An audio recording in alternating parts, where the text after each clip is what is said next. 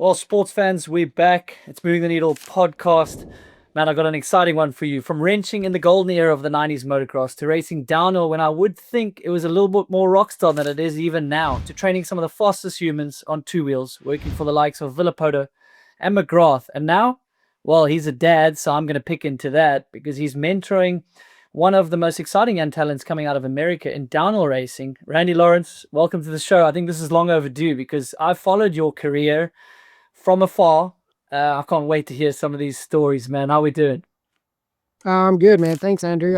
I do appreciate you giving me the opportunity to get on here and just kind of catch up with the downhill world and everybody involved and what's going on out there and kind of in my life and with my family. We got a little next gen coming up and bring up some of the past. There's a big push with the 90s vibe, I guess you could call it, whether it be downhill or moto going on right now.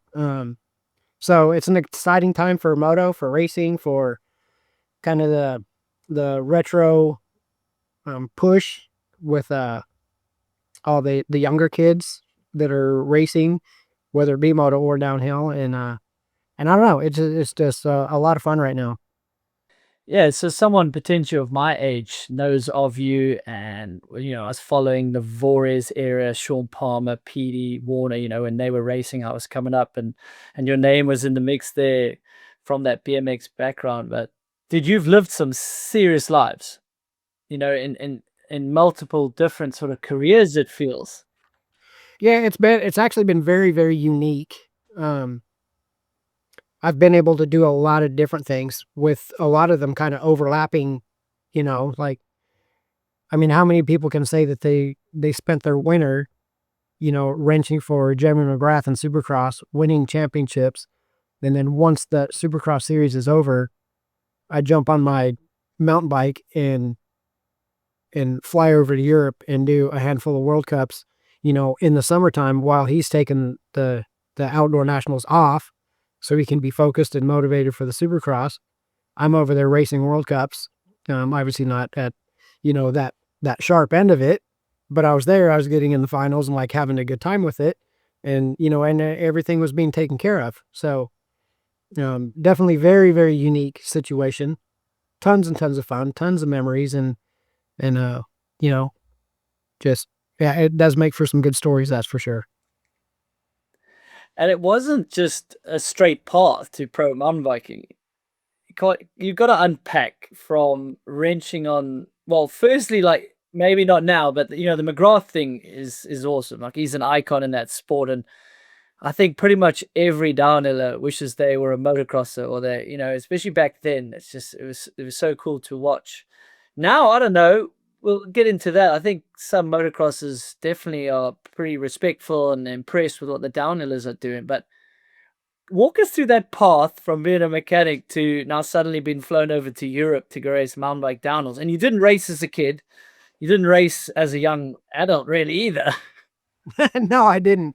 It was very, very odd and unique. So I do have a pretty extensive, BMX background. Not really racing, but I rode skate parks in the early '80s. I did flatland through the '80s. I was riding street. I was, kind of on that leading edge of when street was coming in, and still trying to ride some flatland. And the industry went flat on its face, like the early '90s. There was literally nothing left for anybody on a BMX bike left to do, except for like Matt Hoffman started the BS contest series, and guys like Dennis McCoy and Jay Muron, and there was literally a handful of names that kind of kept the dream alive.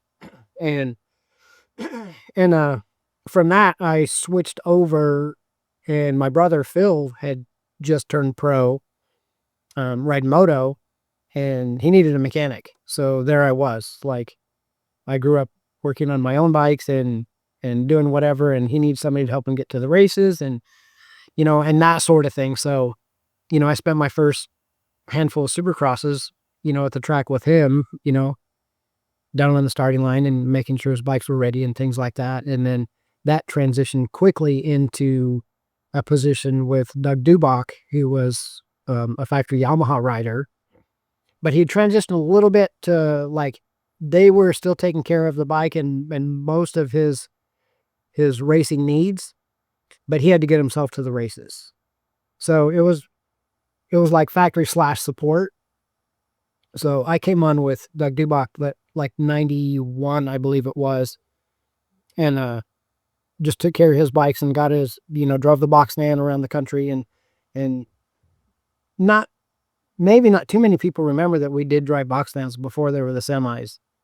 So you were on the road for 9 months out of the season, just traveling and ordering parts, and they were sending parts to your van, wherever you were staying, whoever's house it was, and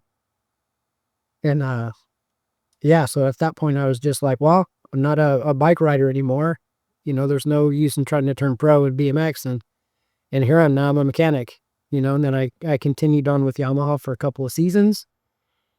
With Doug, and then I switched over and I helped a young kid, David Pingree. He was a new pro. He runs Whiskey Throttle Media right now. It's funny that him and my brother married sisters, so now they're like brother-in-laws. So, it's kind of a tight group there. And then he, after the first year with him, went over to ride for Mitch Payton on the pro circuit team.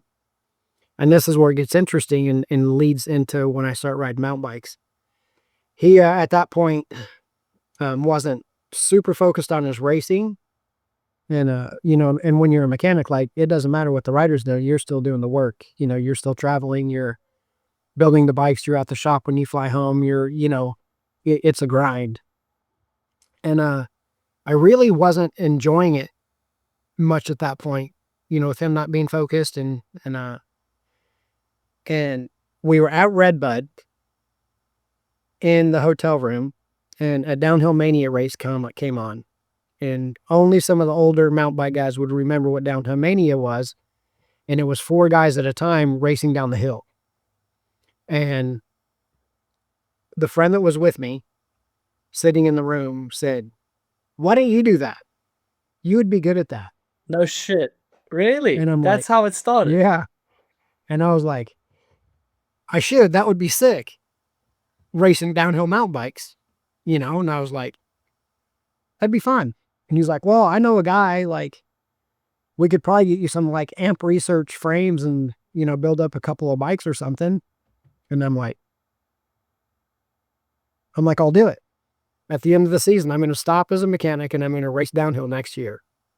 So I guess, fast forward to just a couple of weeks, we were back, in town. We were at the shop in Corona, the Pro Circuit shop, and it was next door to Troy Lee's shop at the time.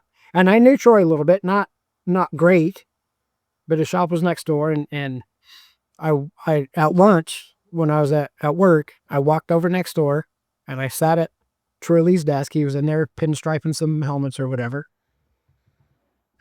And I was like, hey, I'm going to race pro downhill next year. Will you do helmets for me? And he was like, do you even ride mountain bikes? And I'm like, no, I've ridden BMX forever and I'm sure I'd be okay at it. And he was like, okay, I'll do helmets for you. And it was kind of shocking that he said that. And then at that time, the whole Truly group were doing night rides on Wednesdays. So I borrowed a mountain bike and went on a group night ride with those guys. And I did a manual for like a quarter mile down the street coming back to the office. And Troy was in the group. And at that point, he was like, whatever you need, yours. Like, that was gnarly.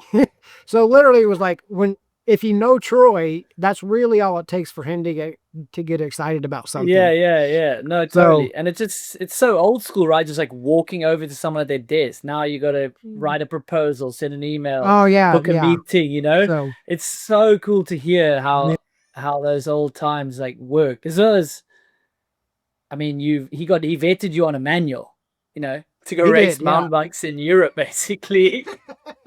Yeah, basically. And so at that point, I went in and it was towards the end of the outdoor season for a moto, and I just I sat in Mitch's office and I was like, hey, I'm going to stop working as a mechanic at the end of the season. I'm going to race mountain bikes next year. He was like, you're going to do what? And at that point, I started making phone calls and figuring things out. And with the relationship that, because my brother had ridden for Fox, clothing, and we knew the Fox family, from Jeff, the owner, to, Pete, Greg, and Scrap, the sons. And then Todd Hicks was kind of their kind of main guy at the time. Like he was the TM for all the moto guys and things like that. So I made call with Todd and I kind of told everyone what I was doing. And he's like, okay, sick. Yeah, we'll take care of, kits and clothing and stuff and things like that. And this is where some people might know this, but most probably don't. Sean Palmer we'd become friends 93. And then here we are. Now we're kind of towards the end of 95. And he had purchased a home down in SoCal, literally right around the corner. You could basically see it from my front door because he loved moto and everybody knew that at the time. And so he moved down there to ride moto in the summers. And then he was home doing his snowboarding and all that stuff up in Tahoe, in the winters and traveling and, making his money. That's how he did that.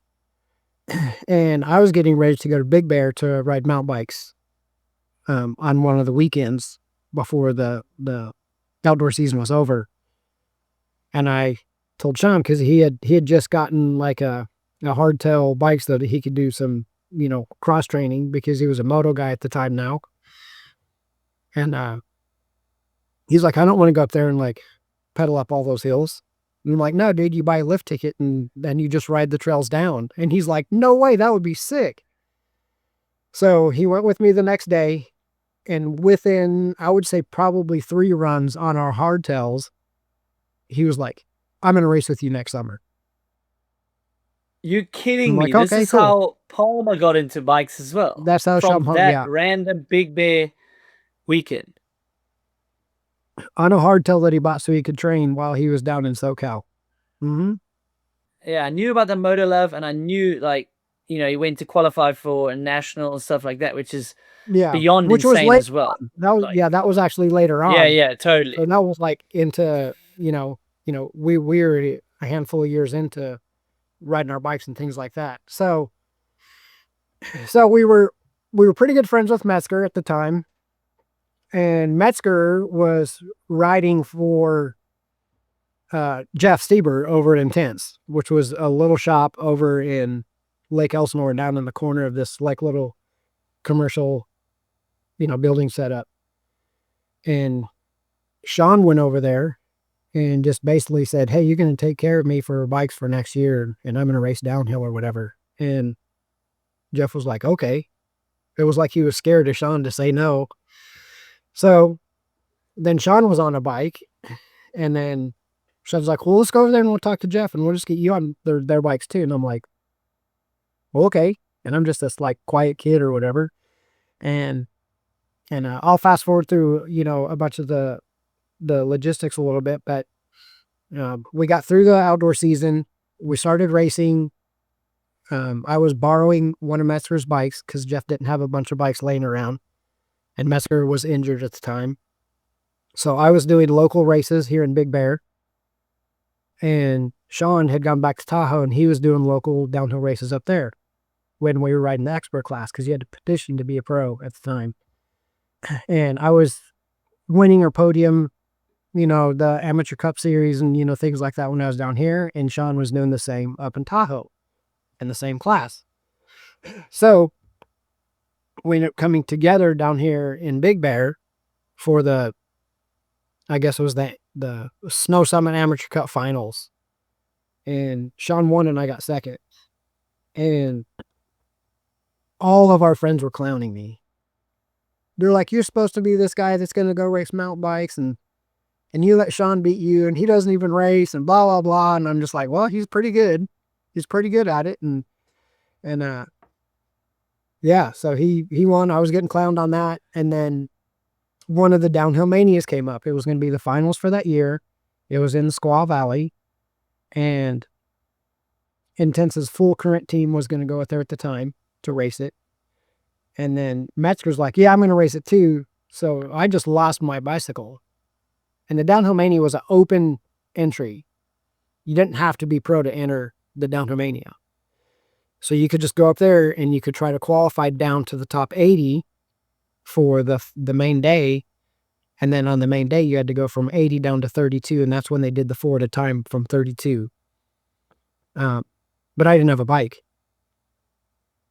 And then we went over to Intense, and Jeff just said, well, I have that frame right there, but it's kind of a prototype and I haven't put it together yet. And it was more of a kind of a, cross country / trail bike, but there were trail bikes and all that stuff back then. It wasn't really cross country because it did have suspension, but it wasn't the M1 either, which this was previous to the real M1 when it was just kind of a straight strut or whatever.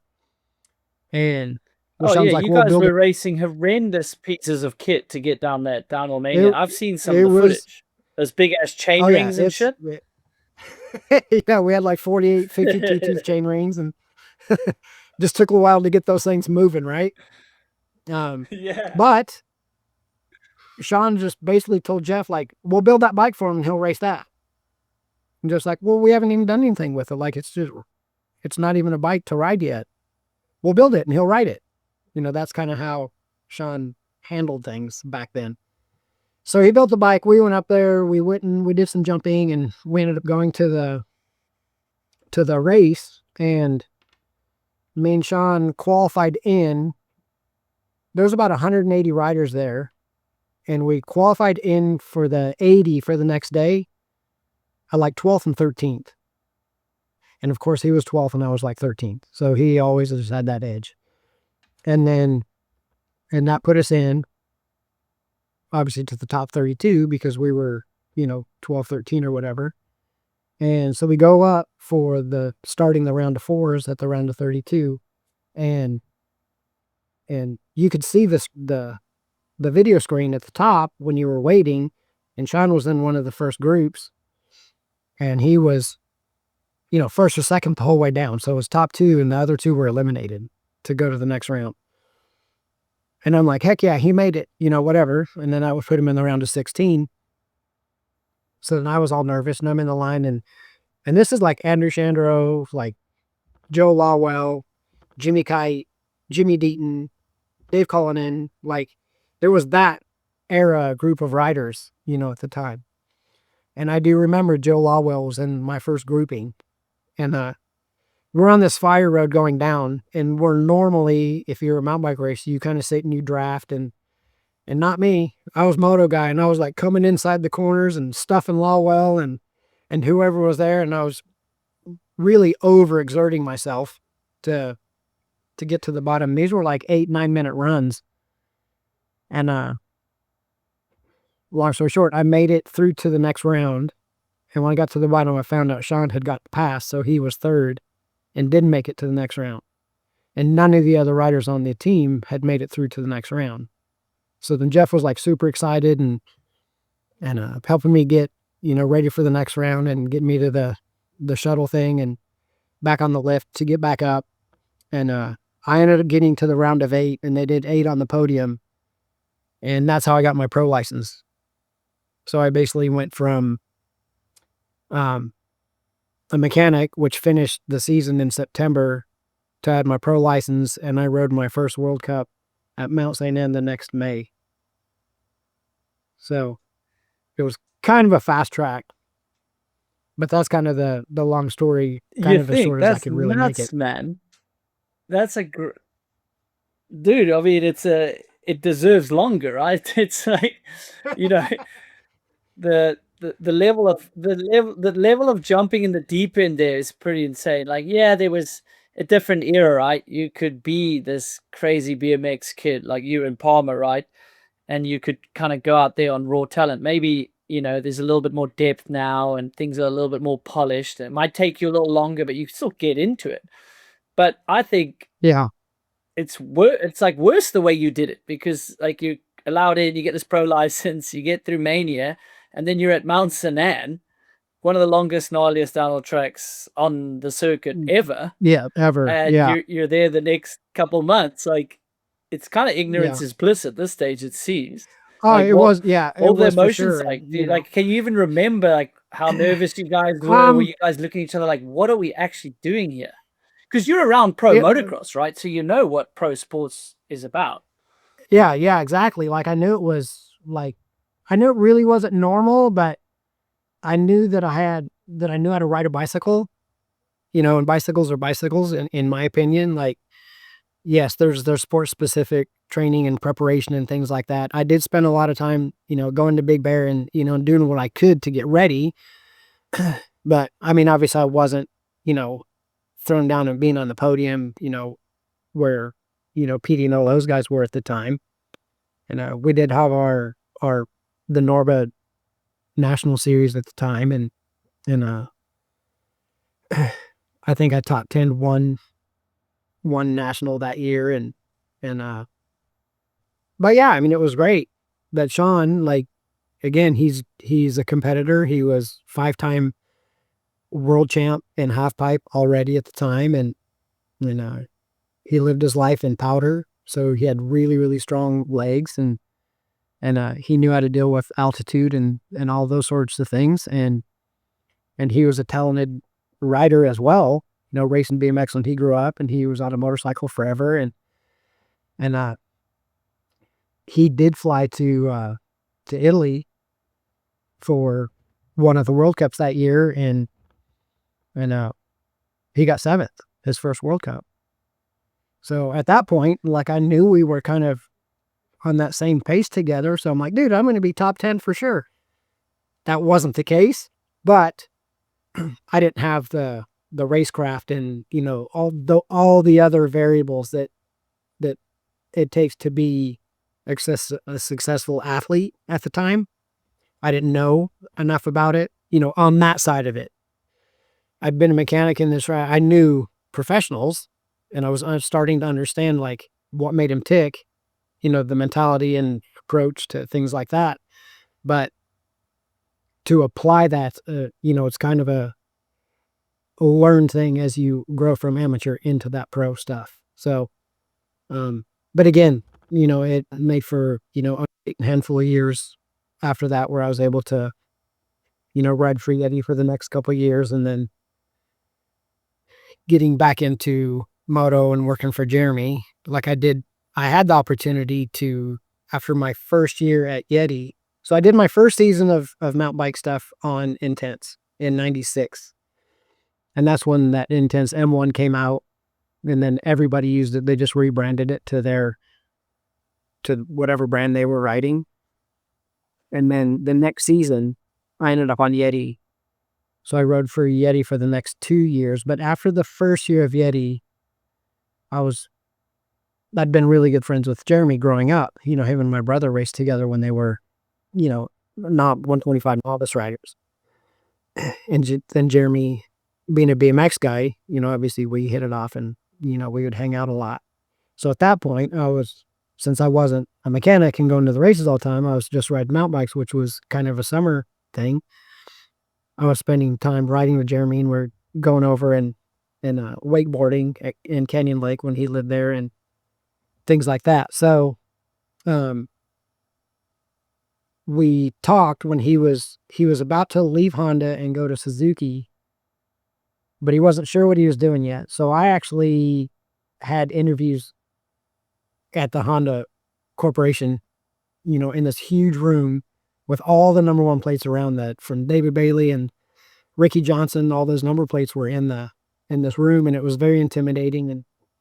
And Honda's very, very corporate, and me, not so much. I come in, I'm like this BMX kid, and I got my hair's bleached, and I do this interview, and what I heard was they said that Jeremy needs a mechanic, not a movie star. So fast forwarding, I ended up not working for Jeremy in 97 when he got on the Suzuki. He went with a different mechanic that did it for a lower price that I was willing to stop riding mountain bikes. I still had another offer to ride for Yeti again the next season. And I'm like, well, I'm just going to go race then. And White can come and work for you and good luck, basically, is what it ended up being. Obviously, the season on the Suzuki didn't go great for him. So fast forward as we're getting close to the end of the Outdoor Nationals, and Jeremy had lost the Supercross Series by only a handful of points. And he was just kind of getting through the Nationals. He was still good. Like most people, they go out and they get second and, get 7 podiums and win 2 races. Like they're like the next greatest thing. But for Jeremy, obviously that wasn't enough.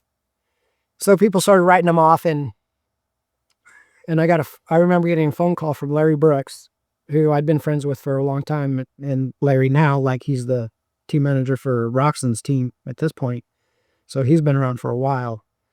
So I got a phone call from him. He's like, if I have a rider that I might be able to get on Chaparral that I believe he can win races. If I get him, would you stop racing and come back and be his mechanic? And I'm like, well, who is it? He's like, well, I can't really say yet. So we hung up, and about 10 minutes later, I'm like, he's going to hire Jeremy. So I called him back, and I said, if you're hiring Jeremy, let's have a meeting. And so we did. We had a meeting, and it was through Yamaha. It was a collaborative effort with I would be working at Yamaha under the factory, in the factory shop. All the testing would be done with the factory. It'd basically be a factory Yamaha. And then on the weekends, they would roll the bike over to the Chaparral truck with Chaparral graphics on it. So obviously a lot of the money was coming from Dave Dameron, the owner of Chaparral. And they did a collaboration of, who's paying bonuses, who's paying the salary, who's paying for me, whatever the case was. And so we made it work, and it was a really unique situation. But I had been friends with all the guys at Yamaha because I worked there early 90s with Doug Dubach. And I'd been friends with Larry Brooks since he was racing, before he stopped racing and started working as the team manager over at Chaparral. And I was really good friends with Jeremy. So I was kind of the center point of those 3 entities, and kind of just started putting that together. Jeremy was pretty nervous. He left Honda, which was very, very corporate, did tons of testing. They threw everything at it to be the best they could be when they got to the weekend. And Suzuki was, at the time, was kind of like, well, if we did good, we did good. If not, well, maybe we'll test. Maybe we won't. We have some parts, but we don't have a ton of things. So he didn't know where Yamaha was. Were they more towards where Suzuki's at? Were they more towards Honda? And I assured him they would do what they could to give him a bike he could win on. And he went with it. So, the writing's on the wall. We did 3 seasons together, and we had 25 Supercross wins together and 3 championships. It was actually the first title they'd won in 18 years. So they had a pretty... No shit. At Yamaha. Yeah. Yeah, that decision, do you know if you were aware that the mountain bike thing was great, and you've got all these stories that I do want to dig into, but you're kind of aware like it's not a huge long-term career for you? Or was it the fact, like, even if you were going to do even better at mountain biking, like the opportunity to work for McGrath is pretty big time, right? Like what put you over the edge there to just call him back so quick and be like, if it's McGrath, I'm in? Like, because you're going from being like the center of attention, for lack of a better term, and chasing your own goal to like working with someone to make sure he achieves his goals. Yeah, I think it was kind of a light where I was at in my life, a timing effort. I didn't start racing downhill till I was 28. So here I was, 30, 31, like, okay, well, I'm probably not going to win racing downhill. I was off that. I did have a couple of top 10s in Norbez, and, my best World Cup was like right around 30 at Mount St. Anne. which isn't terrible. Like you're going pretty fast to No, finish definitely not. in that area. But I know what you mean. But Like I retired at 32, so I hear what you mean. yeah, so here I am about 32 thinking, okay, well, if I have this opportunity and I can, get with Jeremy, and we had a couple of talks about, the effort and what he wants to put into it and the goals that he had.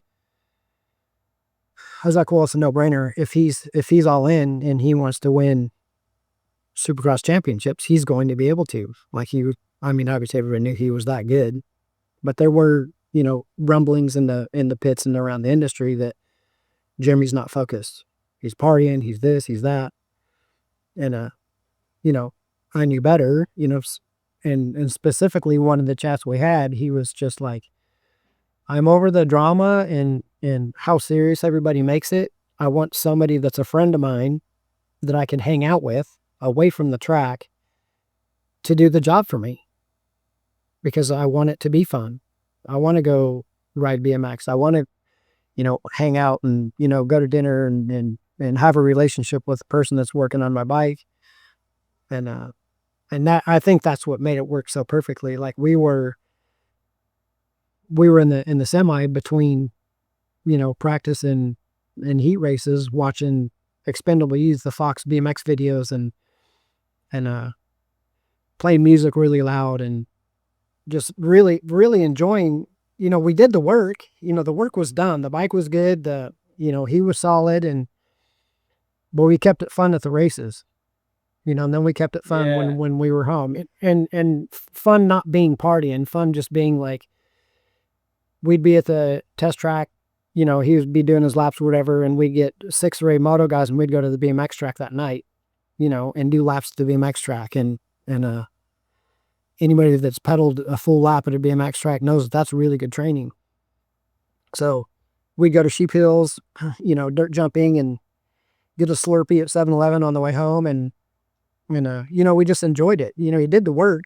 The work was done. So, have some fun with it. And, it's not all interviews and, being all serious about everything and, what clicker you're on and, how many chain links you have on your chain and, all that stuff, like all the time. Like your brain's got to take a little bit of a rest at times. So 100%. What do you make of that? Because you've now, man, as we said, you live these 3 lives. You're still doing it now, but what do you make of some of these teams to try box riders in terms of like off the bike stuff? Like when the work's done, some riders want to still study footage, but as you said, a lot of riders, they need to switch off. Like they just can't have it in their head anymore. And I even was on a team where for me, like practice was done, but I would like go over and find Brendan, my mate, at other teams, and I heard whispers that they were like, oh, he's not focused enough, he's not this. And I'm like, dude, I'm so homesick. If I don't go have some good like chat, I'm not even at the bar trying to find my friends, right? This is just after practice. And I understand their side. Like they want to tell the bosses that the riders are putting everything in, but every rider's different, right? So you notice that with McGrath, but in the motocross scene, like it was pretty corporate, right? With those manufacturers putting in millions of dollars into these teams, they want to know the assets sort of taking it seriously. Like what do you make of that, kind of what it looks like to what's actually going on there? Yeah, there's definitely a lot there to kind of unpackage a bit. And it is, each individual's different and what makes them tick. You've heard, we'll just go to some current stuff. You can see that Jet, like he's going to have a good time. Like when he's in the truck at the races, when he's, at home, obviously he puts in the work. Obviously Hayden Deegan puts in the work, but then he's out doing burnouts in his car and, getting arrested and, and he's building BMX jumps. And, that was the funniest thing I've seen in I don't know how long, like, and it reminds me of a couple of stories that I have, last week when I saw a clip of him building a dirt jump and he's like packing it in. And then I'm on YouTube a couple of days later and it says Deegan injured. And I was like, no way. And then it shows the clip of him crashing on his bicycle. And he didn't just go over the bars and slide down the landing. He got pitched to the flat. So, I mean, how much of your life do you really want to take away?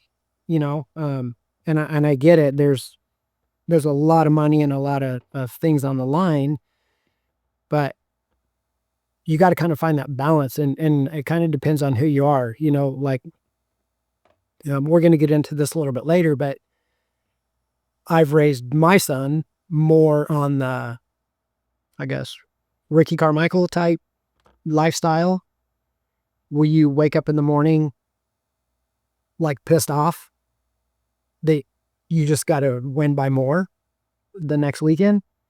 Like nothing's ever enough. Like the goal was always to lap second place. Like it wasn't to win races. And, you know, that kind of goes along the lines of, you know, the Michael Jordan or Kobe Bryant. When you listen to their training things, it's just like, they're gnarly.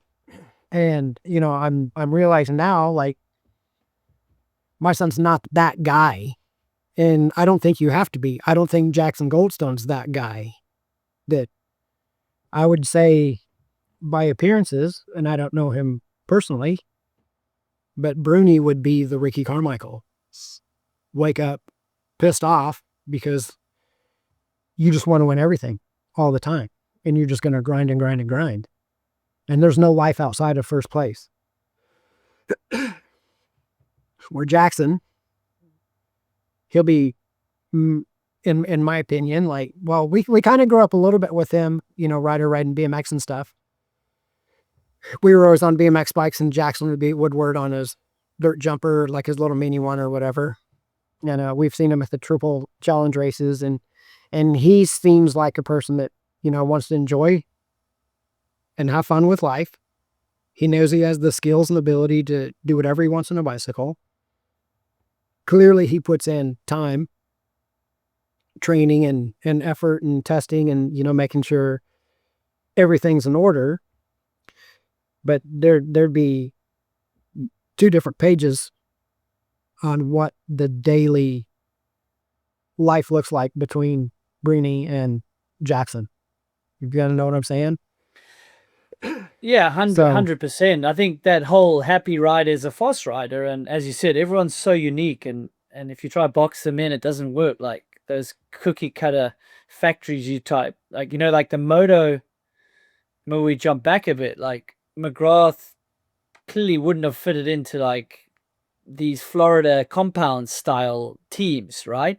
Like he wanted you to sort of help him with the grind, you know, to help kind of make it like they didn't get burnt out. Like I look at moto, like what's your view on like a Villopoto who you worked with, the McGrath, all these guys like Dungy? I mean, yeah, the money was good, so they don't have to do anymore, but it seems like they went all in, got the championship, burnt themselves out, and got out of there early, versus like an Eli just like did his own thing, his happy family, all that sort of stuff. Like I don't know any of these guys personally, and you do. Like you've got such cool insight into him. Yeah, I actually have a really good story, and this kind of will kind of make it more black and white to that sort of personality, whether it's like all in doing whatever it takes, like there's no second place, to like, well, I kind of want to have fun too. Like I don't want to just be all work every single day. It was Villopoto's rookie season, and Dungy hadn't raced pro yet, but he got his deal with Suzuki. Roger had signed him for the next season, and he was out here riding and training, and he went on a road ride with us. There was 5 or 6 of us, and, you know, Dungy's a little 16, 17-year-old kid, and he's pedaling along, and RV's the same. Villopoto hated the work.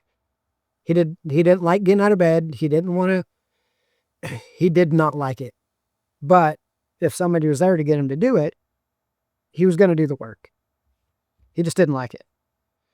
And we're on this road ride, and Dungy's riding up next to me. He's like, dude, I just can't wait. Like, I want to do everything I can to be the best I can be. I want to show Roger that I was worth him hiring me. Like, he was like all in. All in.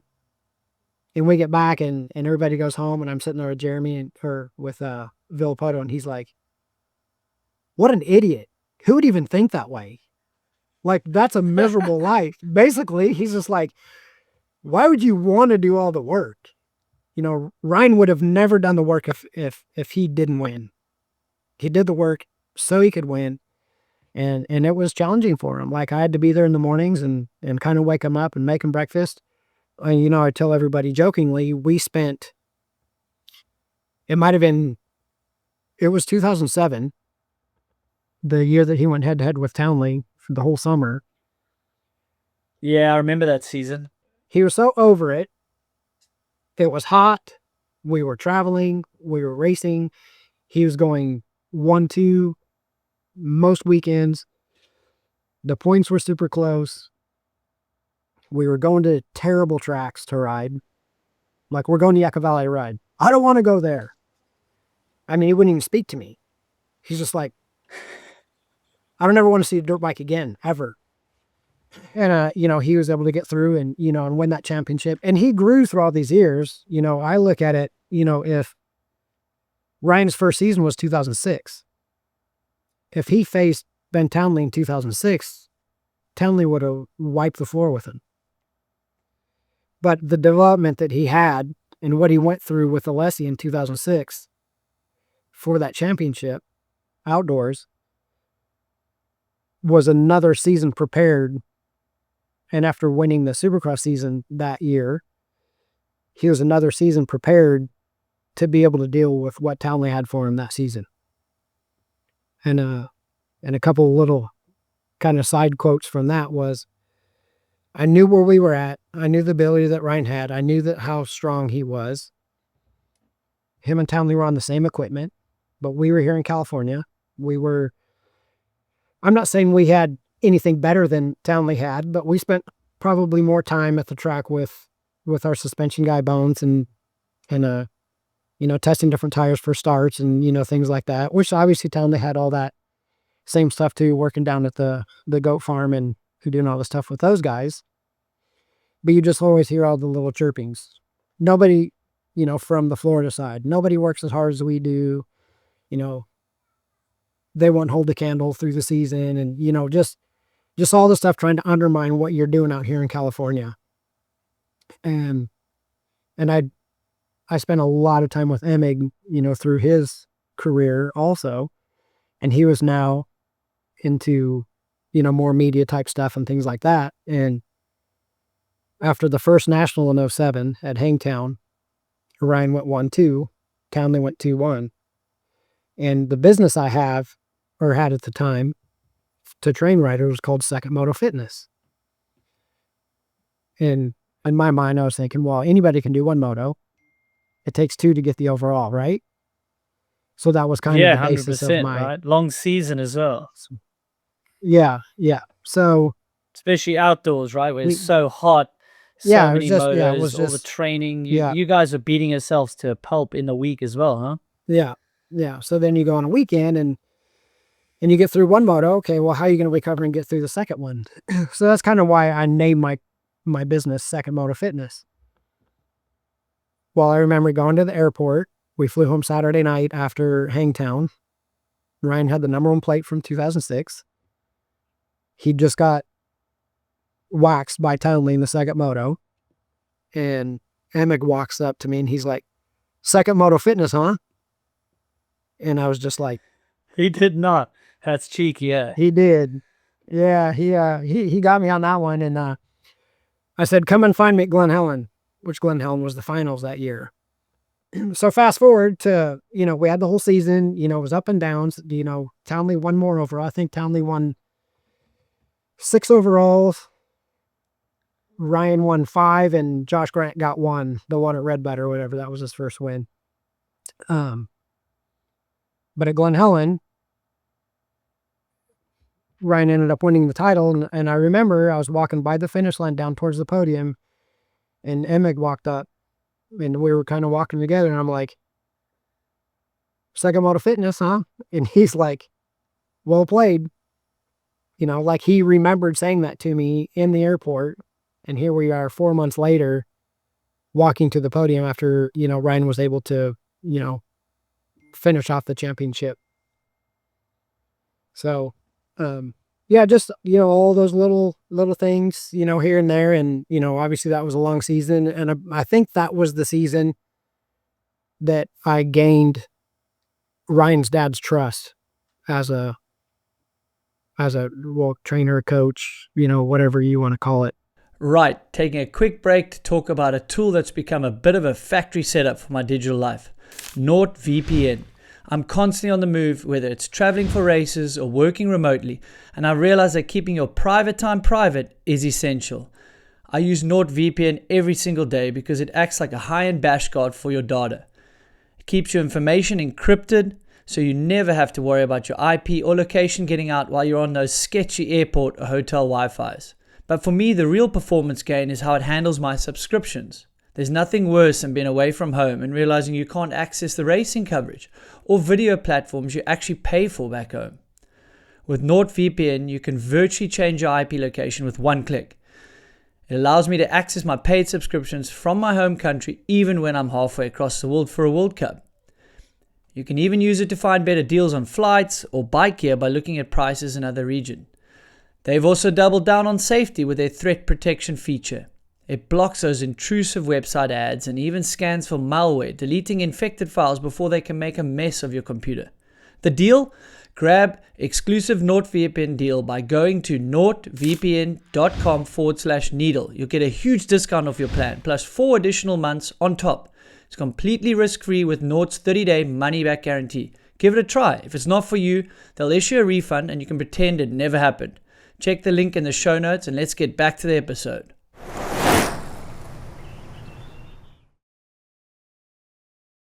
Randy, you've glossed over, you've jumped into your third career there from wrenching for McGrath and getting all those titles to being the trainer for one of the hottest properties in motocross at the time. And I'm a huge fan of Villopoto, and it's so funny hearing the different personality types. But you glossed over your training. Like, how do you get into moto training from being McGrath's mechanic? And I kind of know a bit of the backstory. Like, I know you were there hanging out, going to BMX track with him, maybe giving him some guidance. Like, by then you've probably seen a lot, got a lot of experience. And you seem like a guy that's really self-made, and you didn't follow the book at all. You don't go get all this formal training. You like the school of hard knocks is where you learn your experience, and you go seemingly off your gut as well. So maybe talk a bit like that, like open me up to getting to all the moto training, finishing off with McGrath. Were you helping him train? What was up? So, yeah, I mean, it kind of really was like, school of hard knocks, to be honest. I kind of followed my heart and where it led me. I was in really good positions at times, whether it was being mechanic and even when I went to Jeremy, I still had an offer to continue riding for Yeti and take on a role as more of like, helping manage the team a little bit at that time. So that could have led into, maybe even where like a Andrew Chandro is now, working with the Trek team and, or PD, working with the syndicate guys or whatever. I mean, that could have been a whole nother path that I could have taken, but I chose to go, back into the moto, working with Jeremy. And when I did that, I had left Yeti, and our physio for Yeti was Corey Wharf. And I had a chat with him and Jeremy, and I'm like, hey, Jeremy, why don't you hire this guy? Get him away from the mountain bike stuff, and he could be our guy. I kind of had a really good idea of what moto guys needed, as opposed to whether it be mountain biking or a runner or a swimmer, or, there were trainers coming into the motor industry at the time that if they were a triathlete and they were going to train a moto guy, next thing you know, the moto guy's more of a triathlete than he is a moto guy. So they were leaning on what they knew, not really knowing the sport of supercross and outdoors or whatever. So Corey came over and started working with Jeremy, and I believe I was kind of guiding that ship a bit. Corey was very, very knowledgeable, well educated in fitness and all those different things. But training for Supercross and moto, it's a different animal. You're not just an endurance athlete. You're not just a sprinter. You're not, it's pretty much everything.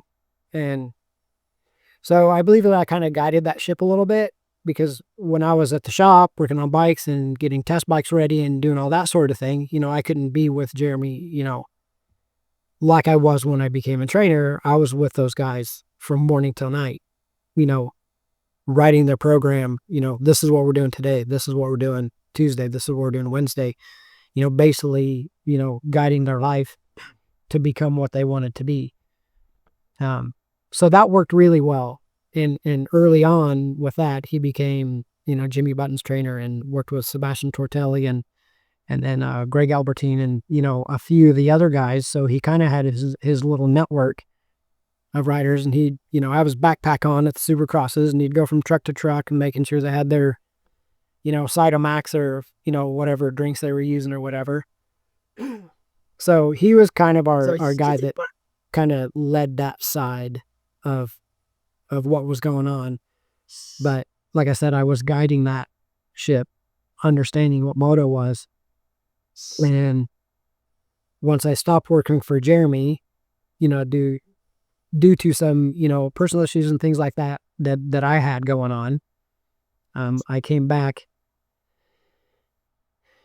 So after 2000, he rehired Skip Norfolk, and when Jeremy rehired Skip, not that Skip was a bad guy, Skip was very, very serious about his job and what he did, and it was morning till night work, and which was the same for Jeremy when he was on Honda, because that was his mechanic, his 4 championships on Honda, which is the reason Jeremy wanted somebody different, because he had already won 4 championships.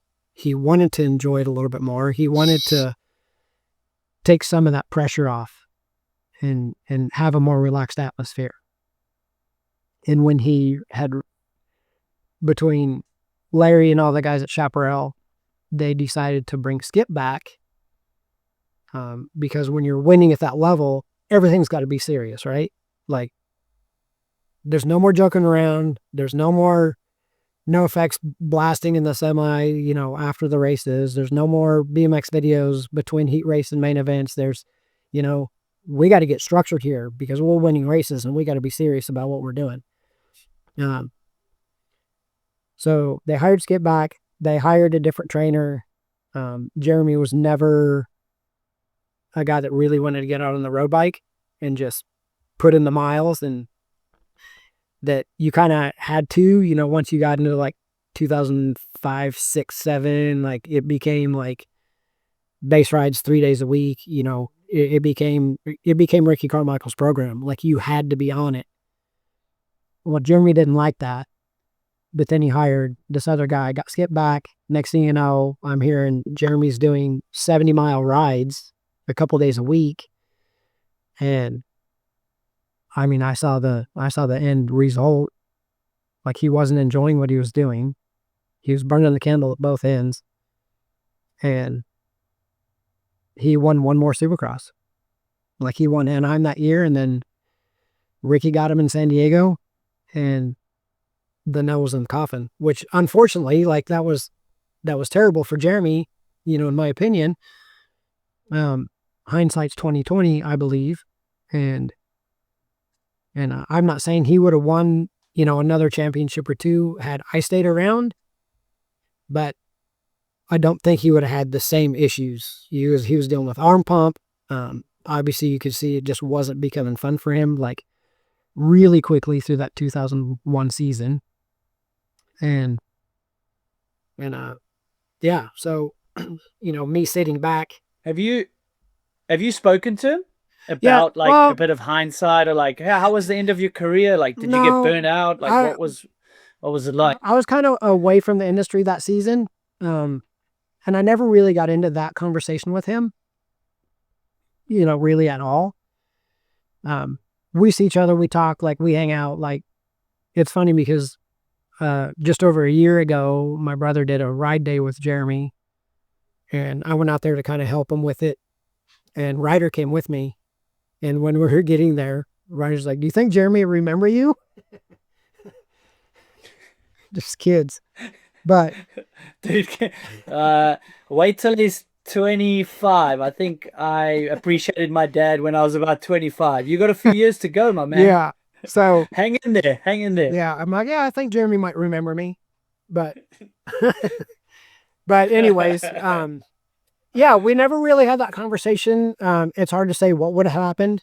I know that he was dealing with arm pump that year. They were changing handle grips, thinking his grips were causing the arm pump, and just silly things, and I see things like that happen nowadays, like with riders and what they're doing and things, and I'm just like, oh, I mean, it's fun to watch. Not like I was watching the podcast when you came in, and they're just talking about different issues of things going on, and I'm pretty far out of it at this point right now. Like, you know, the perspective of the outside looking in.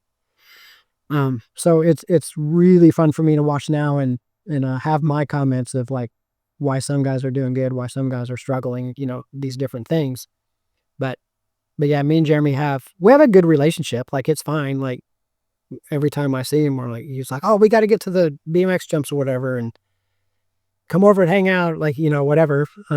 But different lives at this point in life. So, Yeah, fair enough. What that era of motocross, just from a kid from South Africa, I don't know, I might have seen it in magazines or the VHS tapes of Terra Firma, I think it was, Crusty Demons.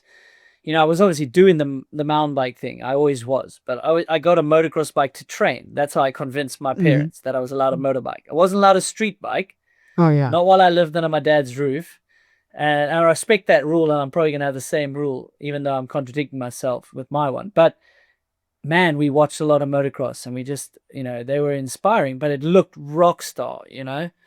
What was that era of motocross like? Maybe some untold stories. I've heard about these Havasu parties and all that, and then also compared to that era you were in downhill. Like, we can't skip. We don't want to get to the end of this podcast and not have told some of these rock star stories. I mean, you had Palmer's Buster in the mountain bikes, and McGrath. I know they partied hard. They worked hard, but they partied hard as well. I know Emmig's even spoken about it. Yeah, I mean, yeah, for sure. I mean, there was definitely some partying going on, in the 90s. It's when Crusty Demons Dirt came in. So snowboarding became pretty big early 90s into the mid 90s. We would spend time nightboarding, because everybody was working. We were the mechanics or riders or whatever. So there'd be a group of us, go to snow summit in the evenings and, do some nightboarding. And I kind of got into it pretty good. And they already had their videos coming out. Flesh Wound Films had started, doing a lot of the, I don't know if it was called Flesh Wound Films for the snowboarding stuff, but it was like Damien Sanders was leading, some of that stuff. And, Dana Nicholson was a part of that. John Freeman, who owned Flesh Wound Films, was a huge part of that. And so a couple of the moto guys, were really, really into snowboarding, as was I. And I became really good friends with the team manager of Airwalk in, 93, 94-ish. And, they were a huge, huge snowboard and BMX company with their shoes and, and then they did the snowboard boots and things like that. And I actually got, the first year I was with David Pingree, we got sponsored by Airwalk, and we had a huge Airwalk logo on the side of his box van. They paid for a lot of his gas to get to the races and things that year to do that. And then I was like, "Hey, you guys want to wear Airwalk shoes?" I'd go through the pits and, I was getting Airwalk shoes for Jeremy and for my brother and for Jimmy Button and, all these different riders who were starting to wear Airwalk shoes. And then 95, when I went to Pro Circuit, I had the opportunity to bring Airwalk to Mitch Payton's team, to the Pro Circuit team. And he's like, "We're not a skateboard company." So we didn't do it. But then you fast forward 3 years and he's got Vans on the side of his semi. So it was just kind of there was a transition era there where it was Like when I first started with my brother's mechanic, I got in trouble being in the pits because my hat was on backwards. So now we're into the mid 90s where BMX, snowboard, skate influence is starting to come into moto a little bit more. Next thing you know, Denny Stephens hands me a teaser tape for what was going to be Crusty Demons of Dirt, the first one. And I went home and I put it in the VHS and I watched it. I was like, whoa. And I knew they were all going out to the hills and they were jumping and the thing we'd all done that already anyways. Now they were just going to put a storyline behind it and travel around and do jumps. And then they were starting to do a few more tricks. And some of the guys that were not at the highest level racing anymore, they started, doing Supermans and, hill clickers and these other things started to happen, mainly up in Ritchie Canyon and out in Beaumont, which are, I grew up in Beaumont and then lived in Ritchie Canyon when I started working as a mechanic. So I was kind of in the middle of all that stuff as it kind of started. And I guess my job when I got that teaser was to find sponsorship for the video in the motocross industry. Well, that wasn't happening. They just did not like it at all. And then you saw Fox get involved, because they saw something there and they did the Terra Firma videos and, it evolved from that into, what it became, once, what is it? There's like Crusty 17 or something is like the, and then Jeremy got into the still roots. I don't know. I don't either, but there's a lot of them. And then, and then, we could do a whole nother podcast going into, how Moto Triple X got going, because that started because it was the drummer for Strung Out and the drummer for No Effects. And they liked riding dirt bikes. And I met both of them. We were testing. I was with Yamaha. We were testing in Adelano up in the high desert. And they were with Kenny Watson, who K-Dub, he's kind of a part of the industry. I forget what he's doing now, but he was the team manager for Soaring Eagle with Suzuki. But he was a mechanic at the time, and he ended up being Brian Deegan's mechanic when Deegan started his transition from racing to spiked, spikes on his shoulders and doing all that stuff. But I met Eric and Jordan on a practice midweek in Adelano at a track. And one of them had a YZ250 and I got him some parts for his bike or whatever, some bars and some plastics or whatever. And we kind of just became friends at that point. And then next thing you know, they wanted to do videos and they wanted to bring the punk rock side into moto. So you had the snowboard influence coming in and now you have this punk rock influence coming in.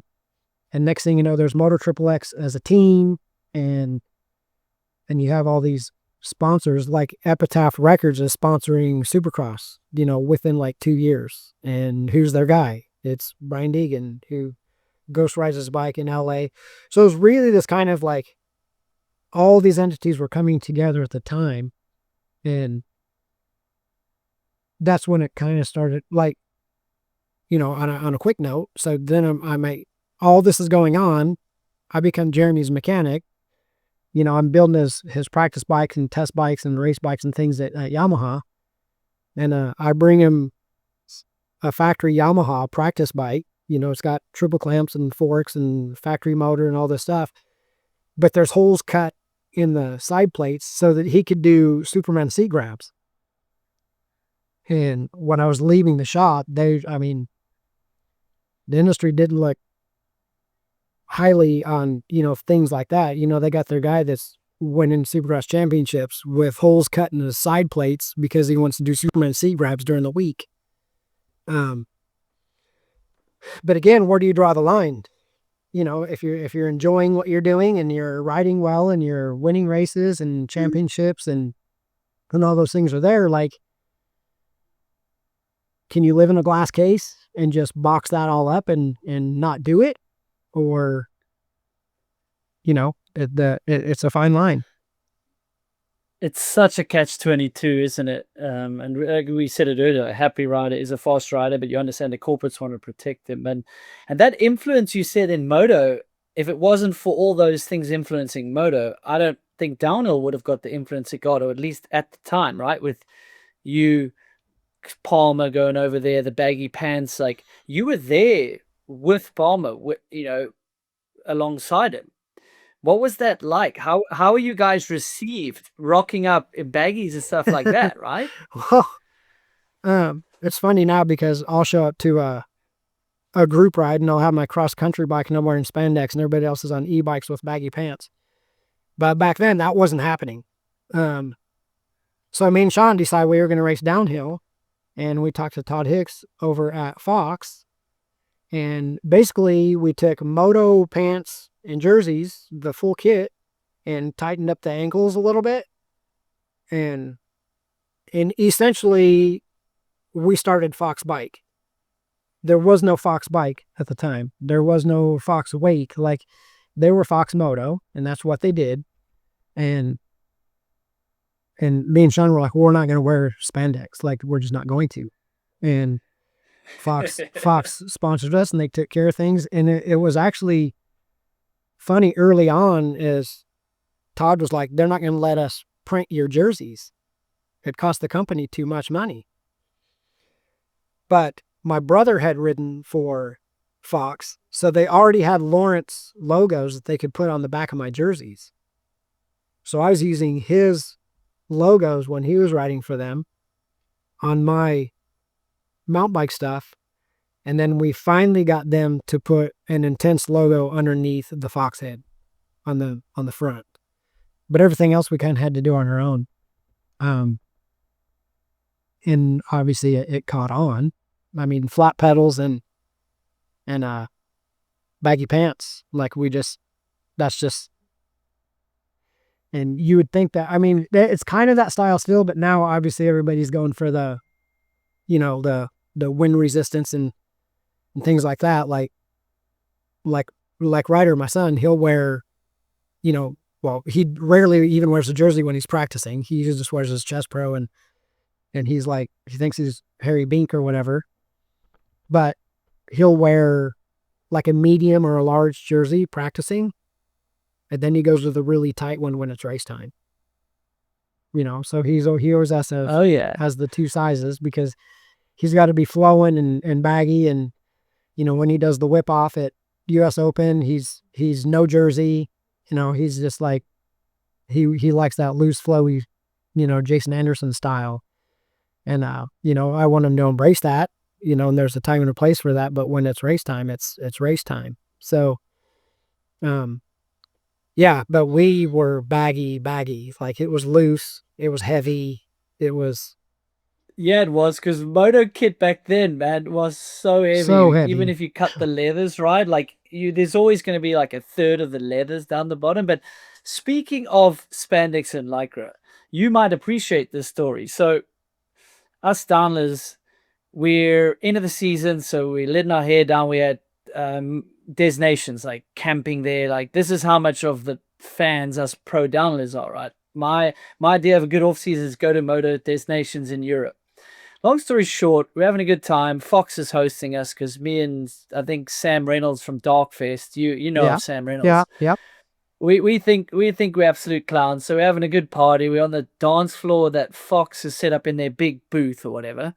So we look at the one team manager. We say, "Oh, can we get the moto boots down and the kit, like, from your mannequins?" And he doesn't really like the idea, but because Sam's there and we're obviously on the team, I think he can't say no. So we put all this gear on, so you don't really know who we are. And then we like mosh pitting on the dance floor. We bump into Emick. Now, he doesn't know who we are, but we get introduced to him. Right? Hey, Emick, this is Sam, this is Andrew, they're mountain bikers. And Emick's first joke was, "Oh, yeah, well, I won't use that other term," but he's like, "Oh, yeah, you the mountain bike fairies." And I've obviously had a few beers, so I'm having none of this. And I've been watching. Every motocrosser insists on wearing lycra on his training ride mountain bikes. So I said, "Hey, Emick, we're not the fairies. You're the fairies that are wearing lycra and skin suits on your little mountain bike training rides. Like, you giving us the bad name." So, yeah, I don't think he liked it, but I think he I think you know what I meant by that. I was Yeah. like, come on, guys. We wear Yeah. baggy kit. Yeah. You're the guys rocking up to these training rides. Oh, we're mountain bikers. We're training literally in Lycra. Like I saw Dungy and all these guys on like trail bikes, but in Yeah. Lycra. Yeah. Yeah. And that's me nowadays. Just everybody laughs at me, but Cool. yeah. So you're welcome Making us for look like fairies. That's all good. you're welcome for the fox bite thing then. So I'm glad you enjoyed it. Yeah, yeah, totally. Um, And you what welcome, go back to Lycra. That's all good. Go back to mountain bike roots. the forest fairies looked, but Yeah. what years did you go to the nations? I was at two of them in England, So 06 and I went, 08. I did Turschental. That's a German one, I think. I think it's Turschental. Man, I got some wild stories, but like they just take too long, not for this podcast. Yeah. Yeah, I did one in that's Matterley Basin, but I think that was a GP, not a Des Nations. Yeah, I did Turschental, and I did another one. Man, oh dude, the fans over there, it was just I did unbelievable. So cool. Yeah, I did 06, 7, 8, and 9 donations. The first three with Yeah, it would have with been some of Ryan. them. We might have overlapped, yeah. I think the one 08 might have been Matterley Basin. You know, Yeah, maybe. I know there was one that Steve P came to. There's it would have been that one. No, There's wait a a minute. really No, good no, one no. I'm trying to. No, Greg Menard was there. Oh, he would have been. Greg Menard was at it. I went to another one, and I somehow got my rental car into the pits of the Des Nations, like the motocross pits where the bikes and pits were, Mhm. and decided doing handbrake turns would be a great idea. I thought I was like an idiot, and Chad Reed was having none of this, so I started throwing like those big kind of gravel stones that they deck the pits with, so it's not muddy. He threw a few at the car to chase us away, and he broke my windscreen. So I mean, I deserved it, but yeah, we got some good stories thinking we could party with the motocrossers. But anyway, we digress. You guys did bring the baggies, the coolness, the rockstar stuff. But what was that era like? Like you got to know PD, Warner, you've got Vores there, Palmer. I mean, you guys were working hard, racing hard, partying hard. Yeah, it was funny because me and Sean would go to races and we'd be like, okay, who are we gonna be able to hang out with? Because for the most part, it was like these guys are kind of kooks, really. Like, to be honest, It's kind of. But Vori's Vori's name in my phone right now is just idiot. Like if I want to call Kurt, I just type idiot into my phone and it pops up. Like you could tell he was just loose, very, very loose from day one. And so we got along really, really well.